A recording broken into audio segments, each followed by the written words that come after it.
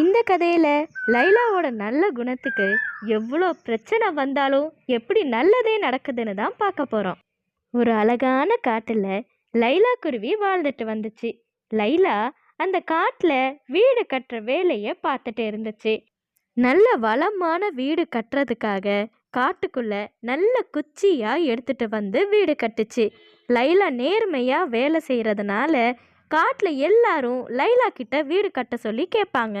ஒரு நாள் சோனுன்ற கிளிக்கு லைலா வீடு கட்டிட்டு இருந்தப்போ லைலாக்கு ரொம்ப அசதியாக இருந்துச்சு. ஷப்பா, ரொம்ப களைப்பா இருக்கு. கொஞ்ச நேரம் ஓய்வு எடுத்துட்டு அப்புறம் மீதி வேலையை முடிக்கலாம் அப்படி நினச்ச லைலா அங்கேயே படுத்து தூங்கிருச்சு. அந்த நேரத்தில் சோனு கிளி வீடு வேலை எவ்வளோ நடந்திருக்குன்னு பார்க்க வந்துச்சு. என்ன லைலா, வேலையை முடிக்காம தூங்கிட்டு இருக்க? நான் சொன்ன தேதிக்குள்ள நீ எனக்கு வீடை முடிச்சு கொடுத்துருவியா? எல்லாரும் நீ நல்லா பண்ணுவேன்னு சொன்னனால தான் உன்கிட்ட வந்தேன்.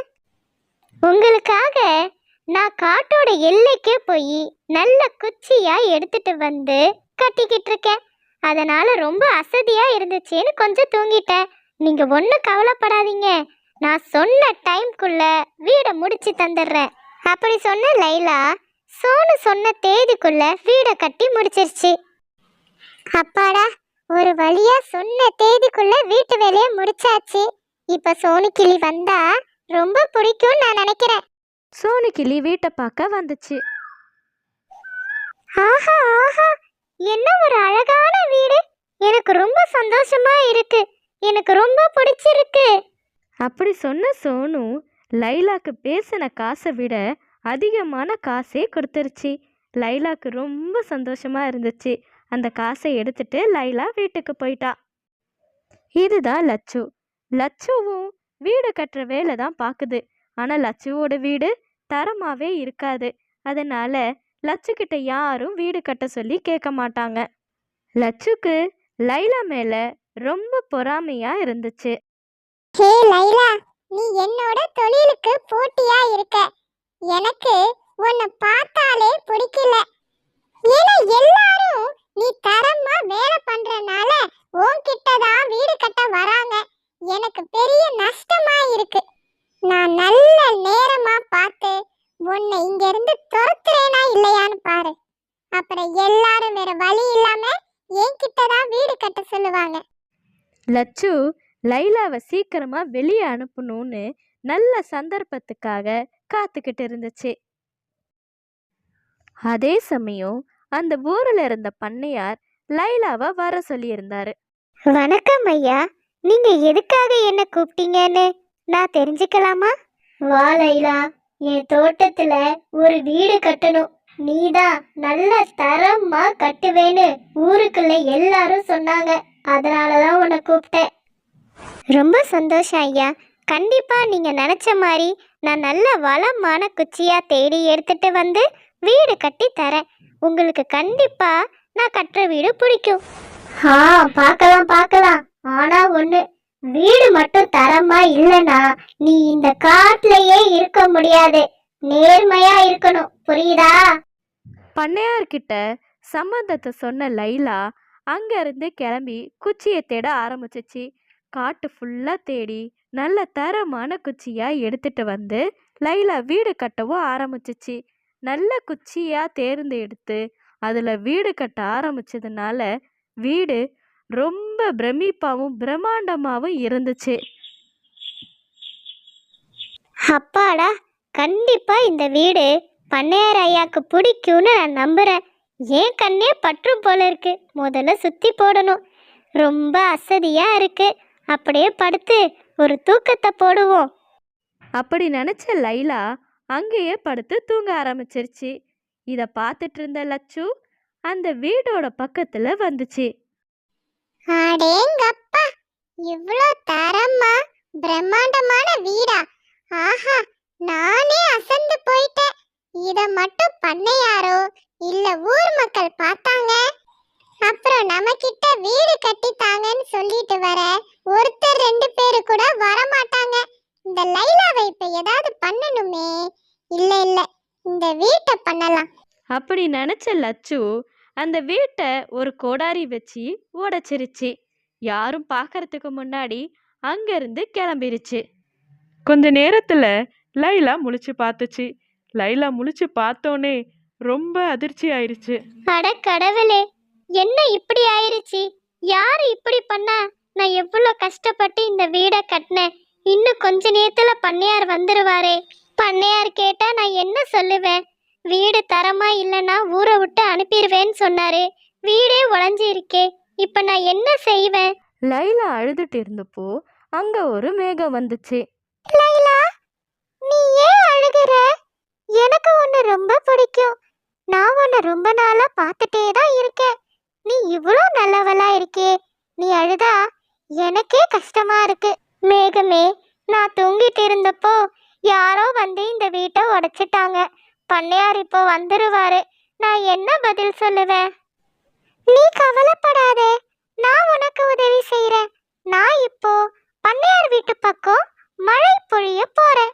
பண்ணையார் மழை நின்னதுக்கு அப்புறம் கிளம்புவாரு. அதுக்குள்ள நீங்க வீட சரி செஞ்சிடு. ஆனால் அப்படி கொட்டுற மழையில நான் மட்டும் எப்படி வேலை செய்ய முடியும்? நானும் நனைஞ்சிருவேனே, உடம்பு முடியாம போயிடும். உன் பக்கம் மழை வராது. நீ நிம்மதியா உன் வேலையை முடிச்சிரு. நான் பண்ணையார் வீட்டு பக்கம் மழை பொழிஞ்சிட்டு வரேன். அப்படி சொன்ன மேகம் மழையை பொழிய ஆரம்பிச்சது. ஆனா லைலா இருந்த பக்கம் மழையே இல்லை. லைலா ரொம்ப நிம்மதியா வீடை சரி பண்ண ஆரம்பிச்சா. லைலா வீடை சரி செஞ்சதும் மேகம் மழையை நிறுத்திடுச்சு. மழை நின்னதும் பண்ணையார் வீடை பார்க்க வந்துட்டாரு. அட, இவ்ளோ பிரம்மாண்டமான வீடா? லைலா, உண்மையில் நீ சிறந்த ஆளுதான். உனக்கு பேசின காசை விட அதிக காசை கொடுக்கணும்னு நான் முடிவு பண்ணிட்டேன். பண்ணையார் காசை கொடுத்ததும் லைலா ரொம்ப சந்தோஷமா அந்த காசை எடுத்துக்கிட்டா. இது மட்டும் இல்ல, இனிமே எங்க நான் வீடு கட்டினாலும் ஒன்னதான் கூப்பிடுவேன். உனக்கு சிறந்த பரிசு தரணும்னு முடிவு பண்ணிட்டேன். ரொம்ப நன்றிங்க ஐயா. லைலா பண்ணையார் கொடுத்த காசை எடுத்துட்டு வீட்டுக்கு கிளம்பிட்டா.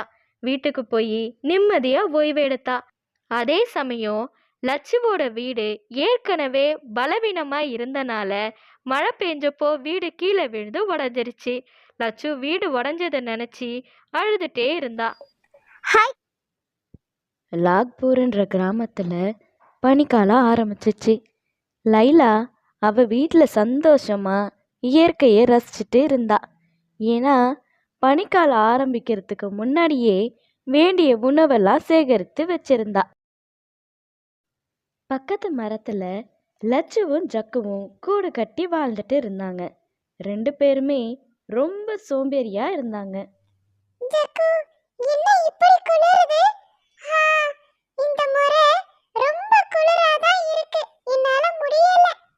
நான் அப்பவே சொன்னேன், வேற நல்ல வீடு கட்டிடலான்னு. கேட்டியா நீ? உன்னால நானும் சேர்ந்து இப்ப கஷ்டப்படுறேன். நான் சொல்றது எல்லாம் நீங்க கேட்டுருவீங்களா? உங்களுக்கும் சோம்பேறித்தனம். ஒத்துக்கோங்க.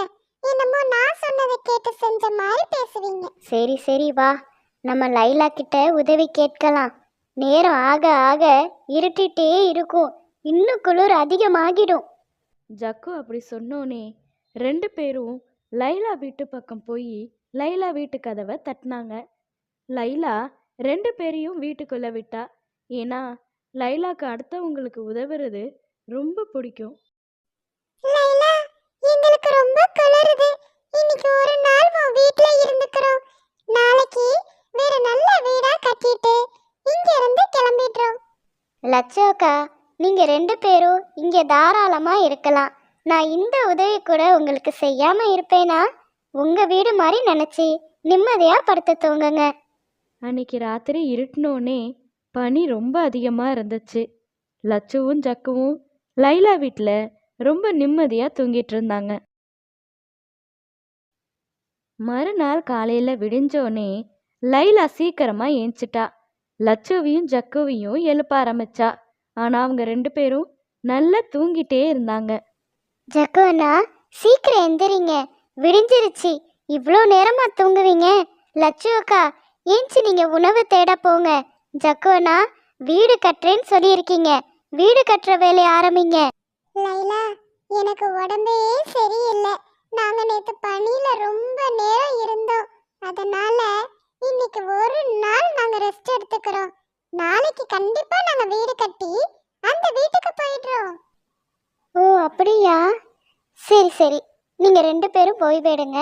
நான் போய் உங்களுக்கும் சேர்த்து உணவை தேடி எடுத்துட்டு வரேன். லைலா உணவு தேடலான்னு அங்கேருந்து கிளம்பிட்டா. லச்சு, நேத்து ரொம்ப நல்லா தூங்குனேன். நம்ம வெளியே போகாம இங்கேயே சாப்பிட்டு சாப்பிட்டு ஓய்வு எடுத்துட்டு இங்கேயே தூங்கி ரெஸ்ட் எடுத்தா எவ்வளோ நல்லா இருக்கும். இதேதான் நானும் நினைச்சேன். சரி விடுங்க, இந்த லைலா கிட்ட நமக்கு உடம்பு சரியில்லைன்னு சொல்லி சொல்லி எவ்வளோ நாள் ஓட்ட முடியுமோ ஓட்டுவோம். அன்னைக்கு ராத்திரியும் லைலா கொண்டு அந்த உணவை சாப்பிட்டுட்டு லச்சுவும் ஜக்குவும் லைலா வீட்லேயே நிம்மதியாக தூங்கிட்டு இருந்தாங்க. மறுநாள் விடிஞ்சிருச்சு. லைலா ஜக்குவையும் லச்சுவையும் எழுப்பிட்டே இருந்தா. ஆனால் அவங்க 2 பேரும் எந்திரிக்கவே இல்லை. ரொம்ப நேரம் கழிச்சு எந்திரிச்சாங்க. ஜக்கு அண்ணா எந்திரிங்க, இன்னைக்காவது 2 பேரும் வீடை கட்டிட்டு உணவு தேட ஆரம்பிங்க. என்ன லைலா, எங்களுக்கு உடம்பு சரியில்லைன்னு தானே போகாம இங்கேயே இருக்கோம். எங்களுக்காக இந்த உதவி கூட செய்ய மாட்டியா? சரி, நீங்க 2 பேரும் ஓய்வெடுங்க, நான் உணவு தேட போயிட்டு வரேன்.